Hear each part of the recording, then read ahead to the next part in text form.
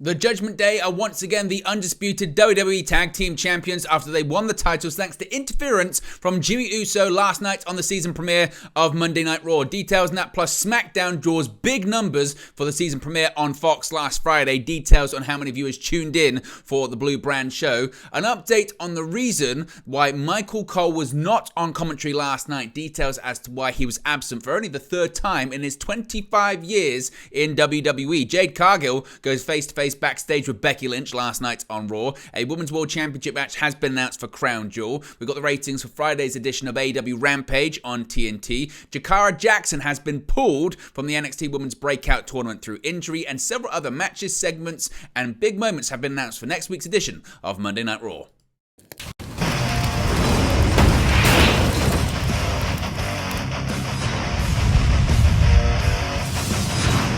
Hey guys, welcome back to Wrestling News 365. Hope everyone is doing very well. As always, there are plenty of news stories to get into in the world of professional wrestling. Let's start off talking about last night's season premiere of Monday Night Raw on USA Network, and it featured a major title change. The Tag Team Championship reign of Cody Rhodes and Jey Uso has already come to an end just a few weeks after getting started.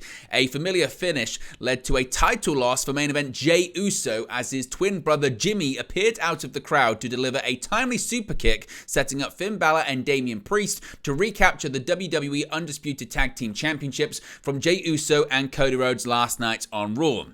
As has become the norm, the defending champions had plenty of extracurricular activity to deal with against Balor and Priest, with their Judgment Day cohort Dirty Dominic Mysterio causing distractions throughout the match. But the interference from Jimmy Uso, a SmackDown superstar, despite it being a Raw show, probably wasn't anything they had actually anticipated.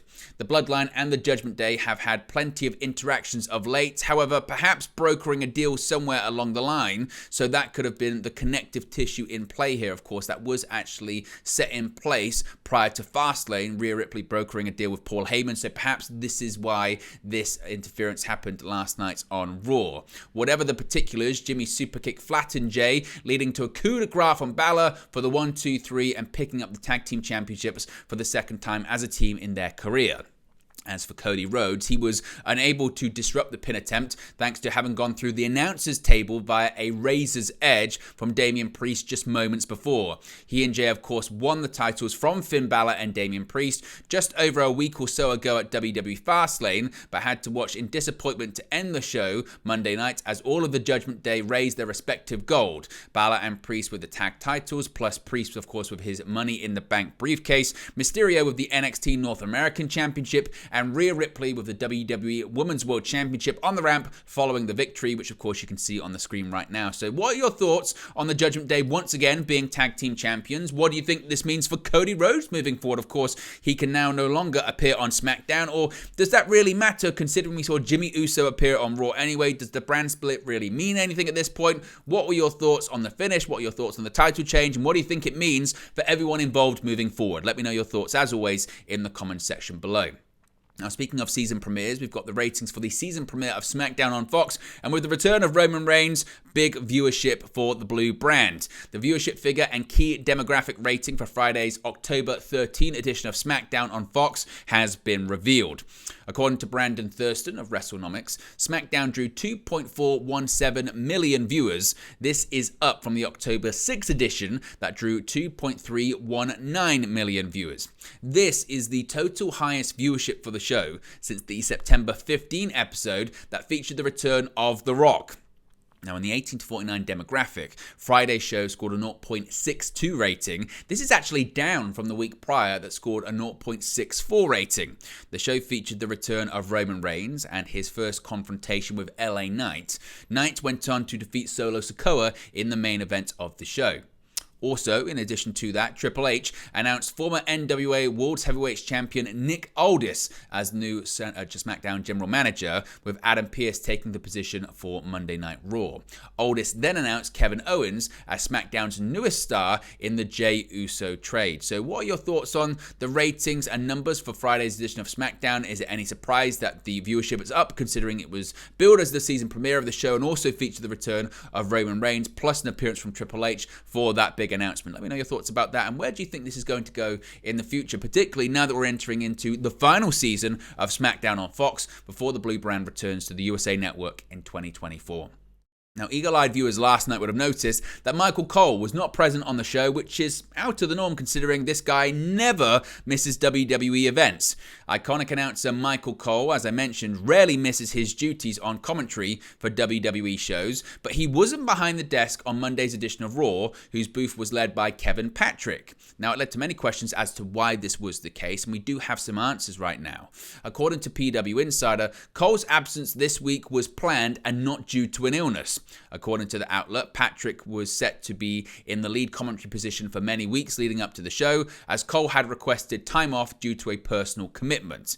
Patrick was joined by the traditional third Monday Night voice of the former Intercontinental Champion Wade Barrett, who came over to Raw alongside Michael Cole back in August. Cole is now in the booth for both major WWE shows. Patrick, who was named lead Raw announcer in October 2022 following the departure of Jimmy Smith, was moved to SmackDown, where he has been working alongside Cole and Corey Graves. In May, Cole said he will not retire from his commentary duties until he was reunited with on-again, off-again SmackDown commentator Pat McAfee.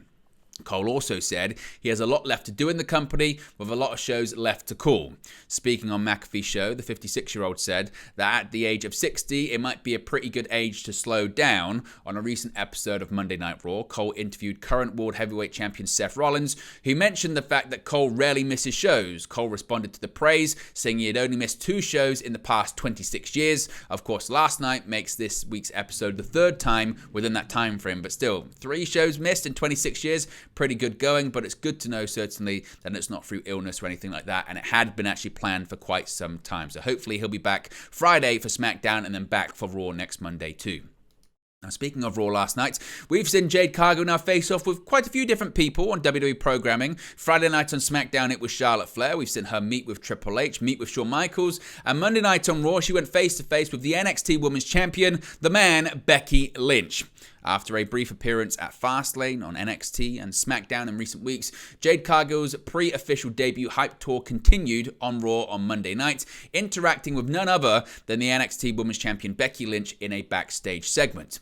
Following encounters with Indy Hartwell, Candice LeRae, and WWE Women's World Champion Rhea Ripley, the latter of which inspiring a Becky 2 belts whisper from Lynch, she made her way to the office of the newly anointed Raw General Manager Adam Pearce to make a defense of her NXT title against Hartwell official. That business was taken care of quickly before the pair was interrupted by Xia Li, who expressed a desire for a shot at Lynch's championship for the 2nd time in as many weeks. While they set that aside for another day and Li departed after noting she'd ask for her shot on her time, Pearce let Lynch know that Li wasn't the last woman waiting for her attention at that point in time. Enter Jade Cargo. Nice title, Cargill offered towards Lynch, who responded by simply saying, "Get in line." Cargill laughed to herself and said to Pearce, "She's funny," with the general manager welcoming her to Raw and commenting on her blue boa, saying she needed a red one instead. Now, while it's been reported that Cargill will eventually become a Monday Night Raw superstar, no debut has been set just yet. It stands to reason we'll see more and more of her in the coming weeks in WWE programming or in one way or another. But do you think this is a tease for the future? Is this just a case of, again, continuing to hype up Jade Cargill moving forward? And with reports suggesting she's going to be on Raw, do you expect her to be on Raw? Or should we expect to see her on SmackDown and NXT once again this week? Let me know your thoughts about that too. Now, speaking of the women's division, the Women's World Championship will be on the line at Crown Jewel, and we know what match it's going to take place in. There is no shortage of top-notch talent in the women's division on Monday Night Raw, and now Women's World Champion Rhea Ripley will be defending her title against a whole bunch of them all at one time in Riyadh, Saudi Arabia at WWE Crown Jewel. The Monday night match between Ripley and Shayna Baszler was interrupted first by Nia Jax, seemingly as payback for Ripley doing the same last week. Jax was cut short by Raquel Rodriguez, who tossed her into the steel steps. Zoe Stark entered the fray as well, putting an end to the match when she super kicked Ripley. The bout was eventually deemed a double disqualification. Later, Ripley would approach new Raw general manager Adam Pearce, telling him that he needed to do a better job of making sure her matches weren't interrupted. Instead, Pearce said they were going to be doing things a little differently moving forward, and she doesn't get to tell him what he needs to be doing. In fact, at Crown Jewel, Pearce told Ripley that she would now be defending her title against Baszler, Jax, Rodriguez, and Stark in a fatal 5-way match. Ripley objected, of course, but Pearce's word is now law, and Ripley will now face her steepest challenge yet as champion on November 4 in Saudi. What are your thoughts on this match? And do you think Ripley will retain, or could we see a title change at Crown Jewel? Certainly the odds are stacked against the current champion. Switch gears here and talk about AEW and Rampage on Friday. Now, in recent weeks, the ratings, the numbers, the viewership have not been good for the show on TNT on Friday nights, but the viewership figure and demo rating for Friday's October 13 edition of AEW Rampage on TNT has been revealed, and is some good news for AEW if you consider where Rampage has been recently. Per Brandon Thurston of WrestleNomics, Rampage drew 407,000 viewers. Now, this is up quite significantly from the October 6 edition of the show that drew 365,000 viewers. Just for a bit of context here, this is the highest total viewership for the program since the August 18 episode. Now, in the key 18 to 49 demographic, Friday's show scored a 0.14 rating. This is also up from the week prior that scored a 0.12 rating. The show itself featured the Blackpool Combat Club's Claudio Castagnoli and Wheeler Yuta defeating the Gates of Agony in the main event. Also, Sky Blue defeated Emi Sakura to earn a shot at the TBS Championship. Of course, she faced off against the current TBS champion Chris Statlander Saturday on AEW Collision. The show also featured Jay Lethal defeating Trent Beretta. What are your thoughts on the ratings for AEW Rampage last Friday? Again, is it a boost to AEW, or is this just within the range that Rampage is now, between 400,000 viewers to 350,000 viewers, considering the fact that it's taped? Not a lot of big angles usually take place on the show as well, and you've also got AEW Collision and AEW Dynamite as the premier flagship broadcasts that are live for 2 hours every week on TBS and TNT. Now, Jakara Jackson, she's been pulled from the NXT Women's Breakout Tournament. Now, why? It's because she's got an injury. WWE NXT star Jakara Jackson has been forced to pull out from the ongoing NXT Women's Breakout Tournament following an injury, and a replacement has been named. WWE announced on social media that Jackson hasn't been medically cleared and will be replaced by Brinley Reese in the match. Reese, whose real name is Brianna Ruggiero, will be making her television debut when she wrestles in the Breakout Tournament. Reese has wrestled on a few occasions in NXT at live events, but has yet to wrestle on television. Following the announcement that she would be a part of this tournament, Reese vowed to show everyone what she's capable of. The young star, a former fitness trainer, was signed by WWE last year following tryouts during SummerSlam weekend. Reese will face off against Ariana Grace in the NXT Women's Breakout first round match, an opponent she faced recently at a live event. If Reese wins her first televised match, she will go on to face Kalani Jordan in the semi-finals of the tournament, who progressed to the first round after defeating Izzy Dame on the October 3rd edition of NXT. Lola Vice also progressed to the semi-final after winning her match against Dani Palmer on last week's NXT, while the other first round match will see Carmen Petrovic face off against Jade Parker. This is the second edition of the NXT Women's Breakout Tournament, with the first one occurring in 2022, won by Roxanne Perez. Cody Rhodes, of course, made an appearance last week on NXT, and he announced that the NXT Men's Breakout Tournament will return upon the conclusion of the Women's Breakout Tournament. He also announced the return of the Dusty Rhodes Tag Team Classic for some point in the near future as well. Finally, an update on Raw next week, as several big matches, segments, and moments have been announced for the Red Brand show. On last night's season premiere of Monday Night Raw, several big matches and angles were set up for next week's show.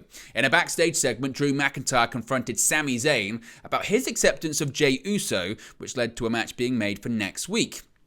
After initially starting a conversation with Zayn positively, saying how proud he was how he had behaved as a locker room leader, McIntyre then turned sour, saying that he was disappointed that Sami would be so quick to accept and trust Jey Uso after his multiple bloodline betrayals. Zayn would suggest they settled their difference of opinion in the ring next week. Logan Paul was also announced for next week's Monday Night Raw in Dallas, after he is already set to appear on this week's edition of SmackDown on Friday, October 20, to go face-to-face with United States Champion champion Rey Mysterio. Also confirmed for next week's Raw, an NXT Women's Championship match featuring Becky Lynch defending the title against Indy Hartwell. Of course, Hartwell, memorably, was never defeated for the NXT Women's Championship, rather becoming injured and relinquishing the title before her main roster call-up. In a backstage segment on Raw last night too, Gunther congratulated Ludwig Kaiser for his victory over Johnny Gargano, but was irritated that he was still mobile. He commanded Giovanni Vinci to take on Gargano next week and make sure Gargano needs to be taken away from the arena in a stretcher. Gunther also pointed out that Vinci's success is Kaiser's responsibility, possibly teasing more dissension within Imperium. But there you go, guys. It's the latest pro wrestling news for you. Be sure to smash a like on the like button. Be sure to subscribe, bottom right-hand corner. As always, let me know your thoughts in the comment section below, and I'll speak for you again very, very soon. Hey guys, thank you for watching, listening, streaming, or however you come across this video today. Be sure to click on the video on the right there to watch our next video, or click the bottom there to subscribe, or the bottom right hand corner. Thank you very much, and I'll speak to you again very soon.